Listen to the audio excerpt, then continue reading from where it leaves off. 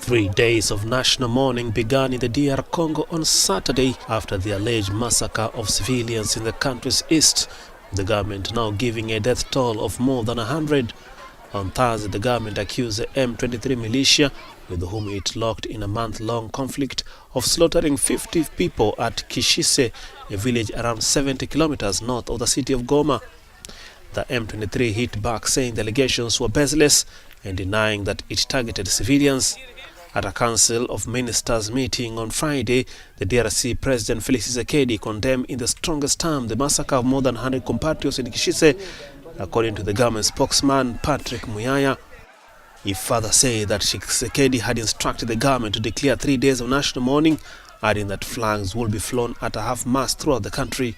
The period of mourning will end on Monday with a televised fundraising event to support the victims, according to the spokesperson. Since reports of massacre emerged, call for independent investigations have been mounting. The March 23 movement, or M23, is a predominantly Congolese Tutsi rebel group that was dormant for years.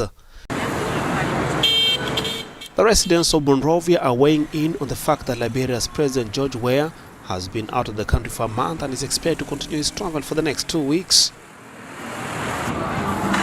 Some believe this is a good moment for him to solicit funds for the country, while some oppose it.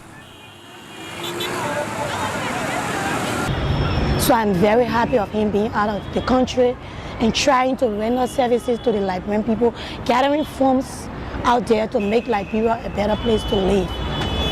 The time the president stay out of the country, actually with this arena we're in, I'm against it. The reason very simple. He was elected to serve the nation. And besides that, we are into a crucial arena where we're heading to national election next year. Critics have slammed the president for abandoning his duties and going to Qatar to watch his son play for the US in the World Cup. His government is also grappling with the troubles of pre-election census scheduled for 2023, where he has been nominated by his party as a candidate for his own succession. Migration, war, climate change and food insecurity were at the top of the agenda at the 2-day Mediterranean Dialogue Conference that opened in Rome on Friday. The Sahel is renowned today through the phenomena of terrorist violence that occurred for the last 10 years. Niger, my country, lies precisely between the territory of Mali and the basin of Lake Chad. This is why we are facing the 2 biggest active terrorist outbreaks in the world. Aux 2 plus grands foyers terroristes actifs aujourd'hui. The conference, organized by the Italian Foreign Ministry, aims to boost cooperation among Mediterranean countries on security, climate change, migration and food security. The European Union's agenda for the Mediterranean and its €7 billion investment plan, strongly backed by Italy. Mr. President, initiatives such as the Global Gateway that aims to mobilize up to €300 billion, Repower EU, they represent instruments that go in the right direction.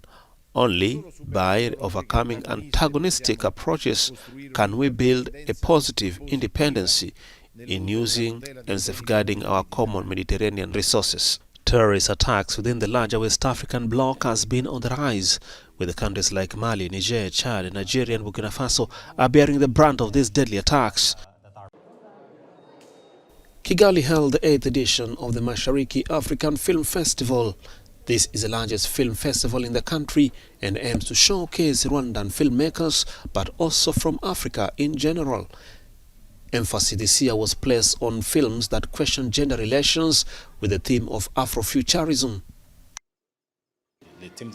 This year's theme is Afrofuturism, so it's about encouraging young directors, producers to have the idea of creation, to reinvent stories, to show a new Africa, different from the image that people have of Africa, a poor Africa.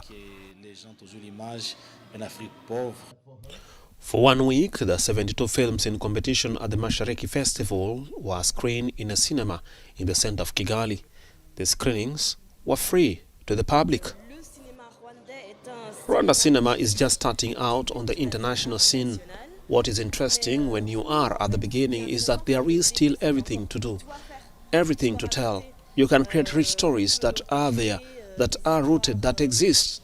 With the culture here, the traditions of yesteryear, and the modern approach of Rwanda creators. Actually, we used to see those white peoples are the one who is doing some movies. We do going to see their movies. We like it, then we like ours. But for now, we do like the movie from black peoples too. On the closing occasion, 3 films were awarded in the professional film category. 4 students also received a jury prize. Come on, Experience 17, let heaven hear your roar. Thousands of Christian worshippers gathered for Africa's largest religious concert in Lagos, Nigeria in the first week of December. The concert comes after a 2-year hiatus which saw its stage virtual in a hybrid version due to COVID-19 pandemic.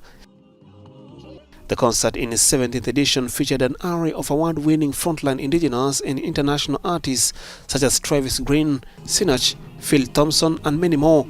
For these artists, shows like this help to promote integration between international artists and those in Nigeria and social-cultural powerhouse in Africa. Look at the opportunities given the home-based musicians and artists to collaborate and meet with international arts. It's already a huge mileage, and we're excited about that. The co-convener of the experience and senior pastor at the House of the Rock, Ifeanyi Adefarasin, says the concert also helps to promote peace in the country by bringing people of different faiths together. We've known it to have not just the denominations in Christianity, but other faiths. We have people who are Hindu, we have the Muslims come and they testify and they say, oh, that particular artist, I began to feel a lot of goosebumps going on all over me. So it's just a powerful tool in unifying people in worship. The Nigerian music industry contributes significantly to the growing wave of black music and culture going mainstream across the world. International concerts like the experience offer opportunities to other sectors of Nigeria's creative industry who work behind the scenes. You learn the culture of the person and the person learns your culture. So that alone is established, that is done. So the more we collaborate, the more, we'll learn about each other's cultures, values, beliefs. And I think it's fascinating when, on one hand you get people who say I'm obedient, and the other hand you say I'm something else. And sometimes it's drawn on tribal lines, it's drawn on lines of our differences. Experience is a stage where you see all of us as different as we are coming together to make one sound. And I think it's a great model for us as a nation of what we ought to be and what we are going to be. The experience brought together thousands of worshippers at the Tafawa Balewa Square, Lagos, the first time since 2019, in a night of pulsating praise and worship.